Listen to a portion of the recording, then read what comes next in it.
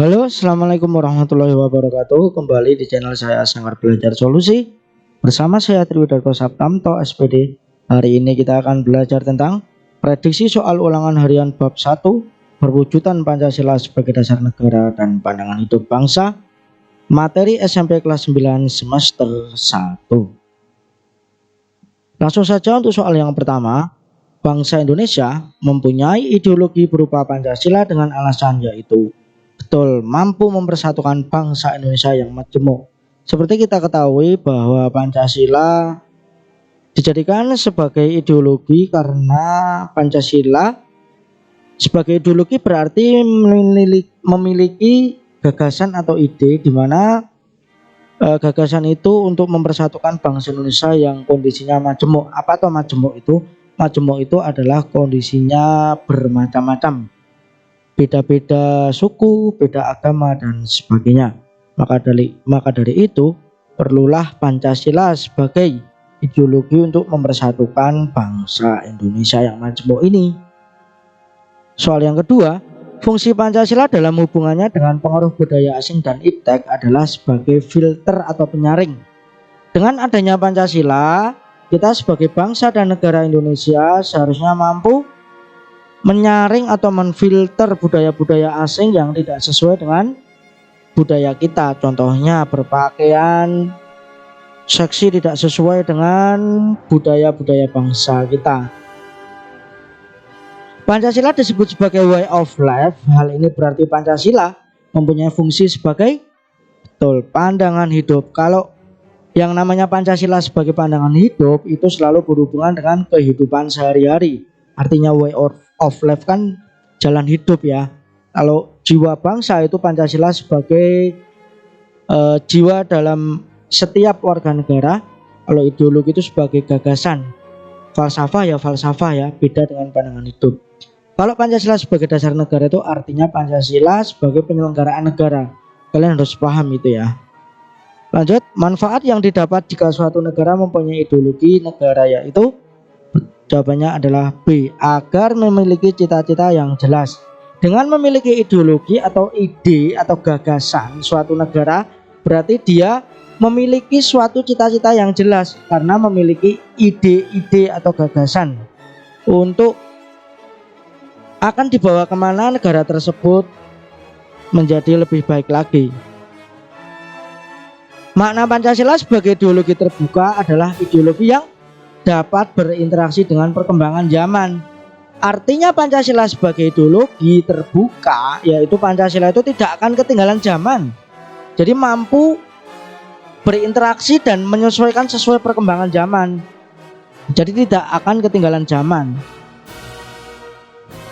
Keselamatan bangsa dan negara di atas kepentingan pribadi atau golongan merupakan perwujudan Pancasila, sila persatuan Indonesia. Jelas ya ini.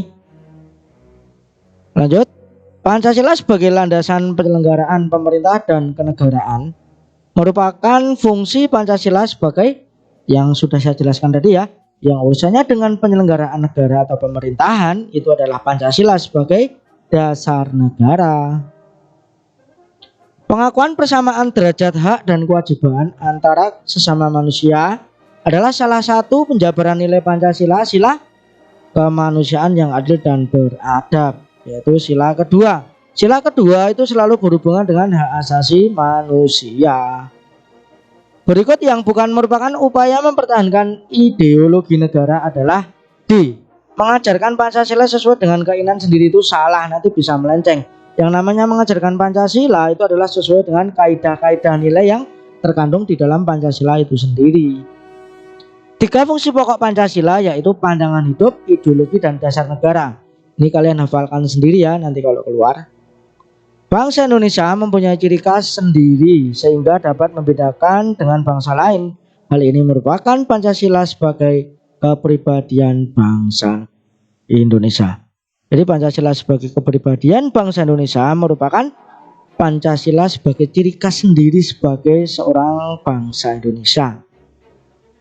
Pada awal kemerdekaan ada upaya untuk mengganti Pancasila dengan ideologi lain, diantaranya adalah pemberontakan DITI Kartosuwiryo, di mana pemberontakan tersebut ingin mengganti ideologi Pancasila menjadi ideologi Islam. Kenapa tidak sesuai dengan ideologi Islam? Karena di Indonesia terdiri dari berbagai macam agama sehingga pendirian DITI tidak sesuai dengan Pancasila dan kesepakatan para pendiri bangsa kita ya.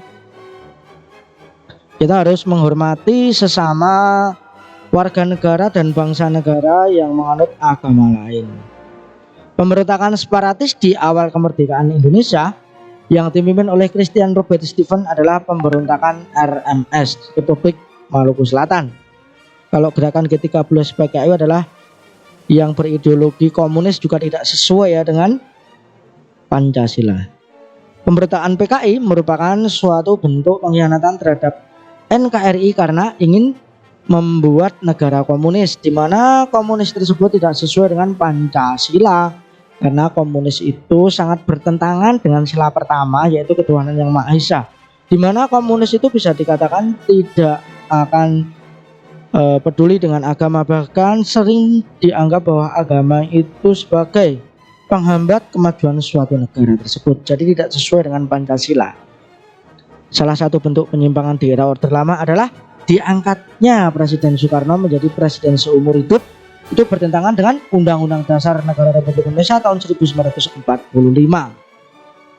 Berikut ini yang bukan merupakan kondisi di era Orde Baru adalah kehidupan demokrasi sangat harmonis. Di era Orde Baru itu banyaknya pelanggaran, diantaranya partai politik itu sangat dibatasi sehingga kebebasan dalam berpolitik itu sangat terbatas.